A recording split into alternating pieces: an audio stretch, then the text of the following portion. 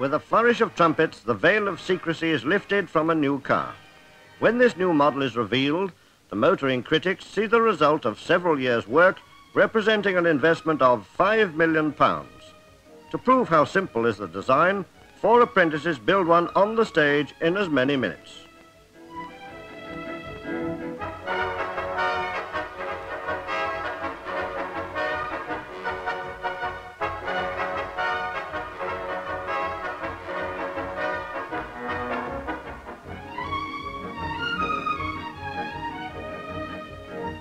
In the center of the picture stands Giovanni Michelotti, the Italian who shaped the car. For this is one of the British firms which goes to Italy for its designs. The car drove straight out of the ballroom of a London hotel. But there was nothing remarkable in that. 2 prototypes had been driven from Cape Town to Coventry, the length of Africa through jungle, swamp and desert. For 2 years they'd also been put through their paces at the motor industry's own proving ground.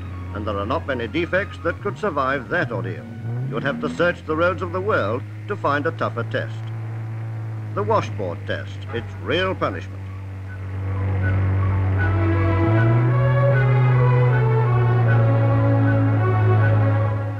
Going around in small circles needn't be an aimless occupation. It's a severe test for steering and stability. If there were any nooks and crannies in the bodywork, this ultrafine dust would soon find its way in.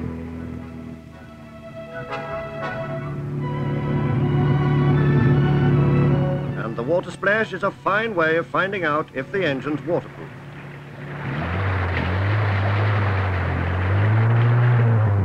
Brakes are vital in today's fast-moving traffic. If they stand up to this, they'll stand up to anything.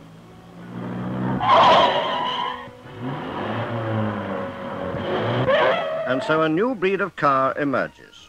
Here on the track, with a special speedometer known as the fifth wheel, is a modified version of another company's car. This firm doesn't go to Italy for its styling. The designs are produced at home, aiming to fulfill the dream of the average motorist. Mr. Average Motorist must have plenty of legroom, yet still be able to reach the pedals.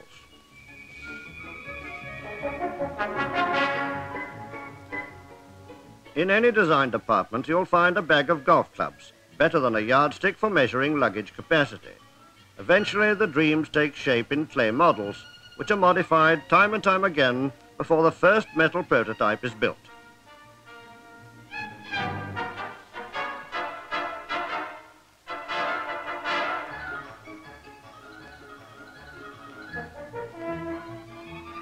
We asked Mr. Brian Roots, a director of the firm, whether he thinks Italian designs are essential for British cars. No, not as far as our company is concerned.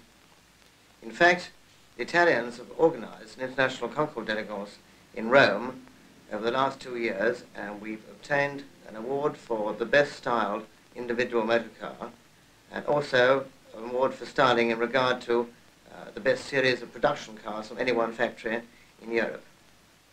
It is estimated that a new vehicle is made in Britain every 10 seconds, 24 hours a day, 365 days a year. This firm makes only a fraction of that total, but it can turn out nearly 4,000 cars from the same production lines, with variations in each of them to suit individual buyers' needs. Some groups go all out for quantity, even at the risk of their different makes looking rather the same.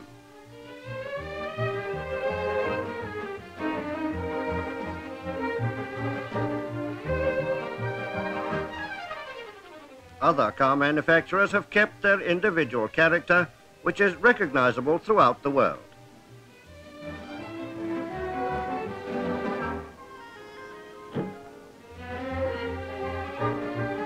Where is British car design heading? Perhaps a pointer to the future is the increased mechanization of hoods and windows.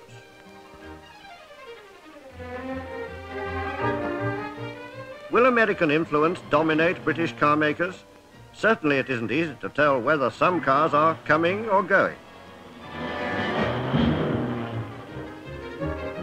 Here's a Continental design that may well be the shape of things to come. Certainly its driver-adjustable suspension system is revolutionary.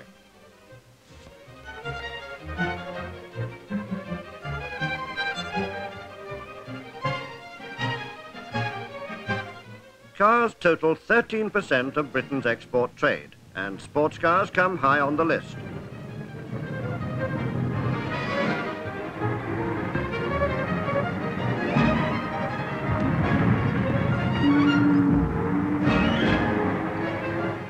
Their engines are developed from successes on the racing circuits.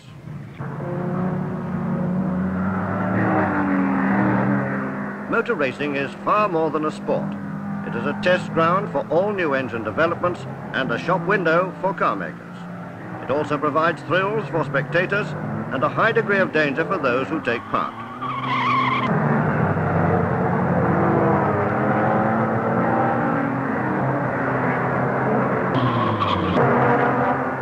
But come what may, the race goes on.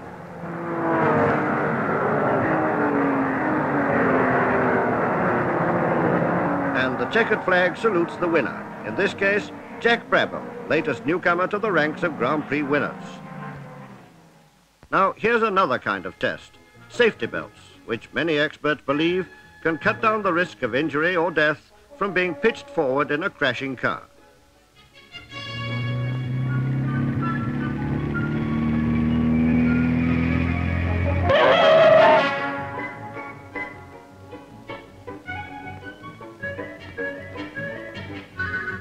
The Duke of Richmond and Gordon, himself a former racing driver, uses safety harness. My wife and I, not long ago, had a very bad crash and probably owe our lives to safety harness, so no wonder we're keen on it.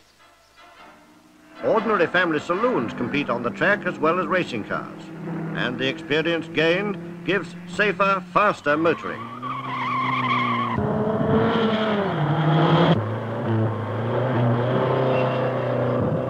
Not everyone agrees that faster motoring is an unmixed blessing. For instance, Professor Goodhart of Oxford. He's president of the Pedestrians Association.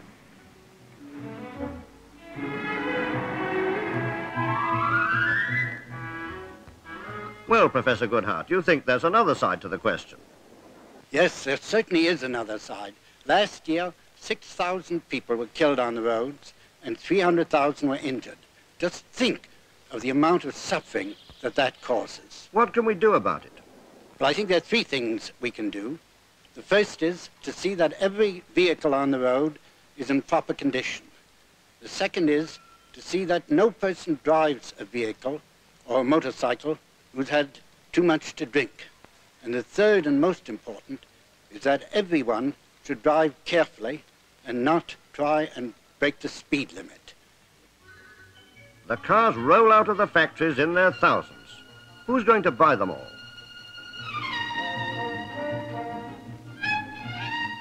Often it's not what's under the bonnet that sells a car, it's the notions under another kind of bonnet. Car designers find that it's usually Mrs. Motorist who makes the final choice.